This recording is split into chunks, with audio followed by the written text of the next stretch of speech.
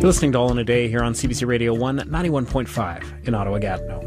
Members of the Myanmar military committed genocide and crimes against humanity against Rohingya. That was the declaration from U.S. Secretary of State Antony Blinken earlier today. It comes nearly 5 years after hundreds of thousands of Rohingya refugees fled their homes in Myanmar to escape a targeted military campaign against them.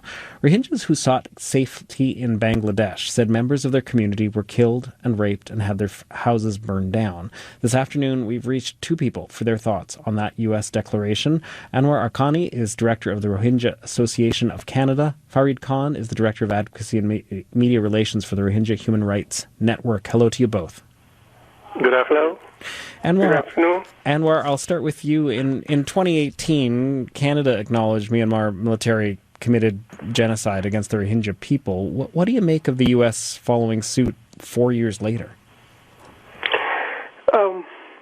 It's quite strange to me, sir. I don't know what is the real motivation behind it, why it took so many years to pronounce something that has been happening or happened so many years ago.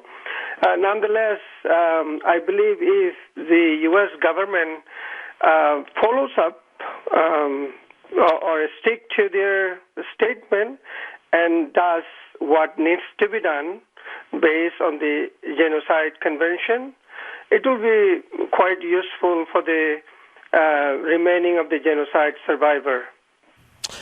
I guess, Farid, another point is whether or not those 4 years were used by Canada to affect change. It's not very clear how a declaration of genocide is going to affect U.S. policy towards Myanmar, for instance. But seeing as Canada made the pronouncement almost 4 years ago, what have you seen it change once Canada pronounced that? Well, frankly, very little. Canada did make the declaration back in September of 2018. It was the first country to recognize the crimes that were being committed by Myanmar as genocide, which was hailed as a step forward. But since then, Canada has done very little. Yes, it has provided humanitarian aid to the Rohingya refugees to the tune of just under around $300 million for the first 3 years and just under $300 million last year. But in terms of addressing or taking action further to that declaration, Canada has done nothing, even though it has stated several times that it was going to support the genocide case that has been brought by Gambia against Myanmar at the International Court of Justice. But to date, Canada has not followed up on those words, and that's been, I think the first announcement was almost 2 years ago now. So statements like this and declarations like this, they're all well and good, but frankly, they're meaningless unless they're followed up with action to address the underlying issues. In 2018, Canada and the EU sanctioned 7 individuals involved in military operations under the Burma regulations, and that had followed targeted sanctions announced earlier in that year. What are useful sanctions in a situation like this? What would actually make sense in terms of an action Canada could take? Well, let's look at how Canada is reacting to the Russian invasion of Ukraine and look at the sanctions that have been put in place there. Top people in the Russian government and the Russian military have been sanctioned. Their possessions have been seized. Their bank accounts have been frozen. In the case of Myanmar, you had both government officials who supported the genocide, including Aung San Suu Kyi, and military officials who carried out the genocide. And yet we've only had a handful of individuals who have been sanctioned by Canada. And so where is the definitive and decisive response to a nation that has committed the ultimate crime?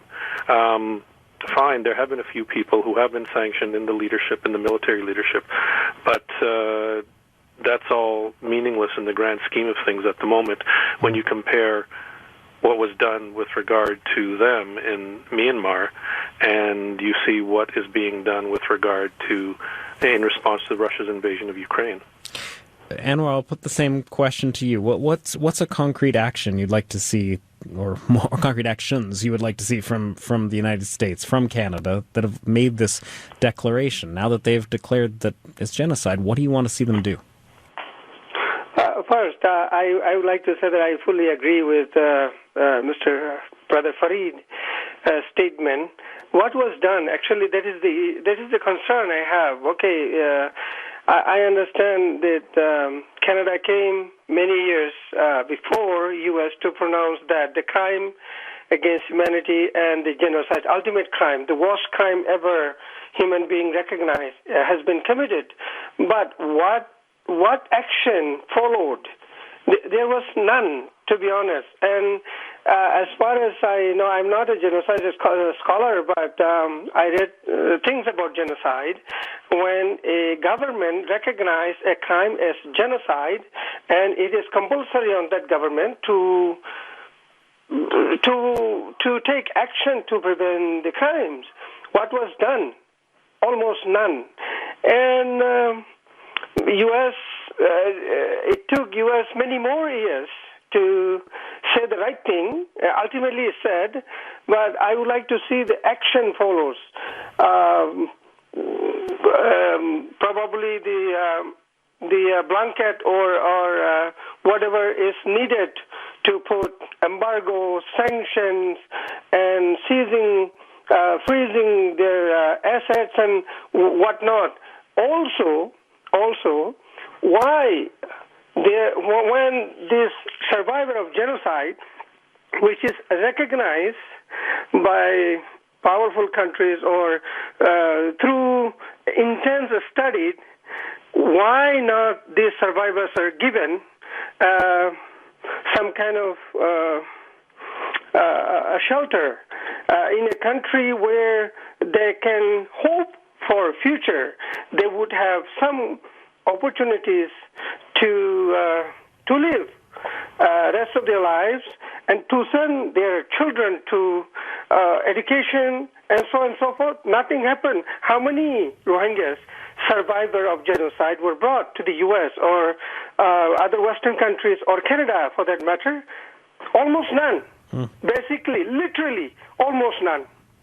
And I would say there is no survivor brought from Bangladesh camps or anywhere else to Western countries.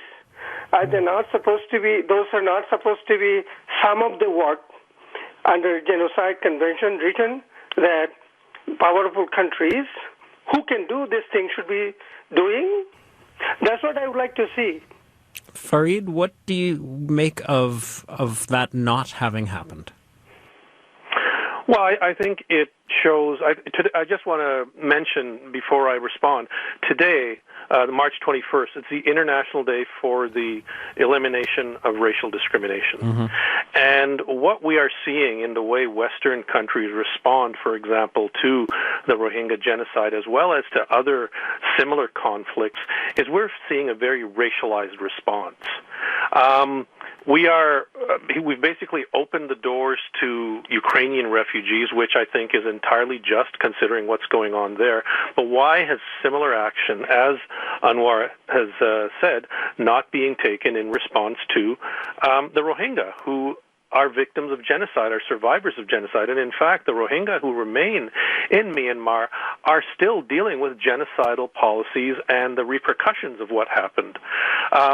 Canada needs to stop pounding its chest on the international stage, saying how we're a defender of the international legal order, how we're standing up for human rights, and actually do it. Stop talking and start taking action, because what we've seen over the last number of years is Canadian politicians stand up on the international stage and claim that we are defenders of the international legal order. I would say no, we're not, because if you don't treat everybody equally when they are dealing with such heinous acts and are victims of such violence, if you're not treating them equally, if you're not providing an avenue for them to settle in the West, those who want to settle, if you're not providing them with the resources that gives them hope for the future, then no, you're not a defender of the international legal order. In fact, you are treating them with racism in the way you've responded. And I'm sorry, but that's what I'm saying. That's what Canada has done, is that it's treated the Rohingya in a very racist way. I thank both of you for your time today. A lot more to discuss here. Thanks very much for being with us today. Thank you. Thank you.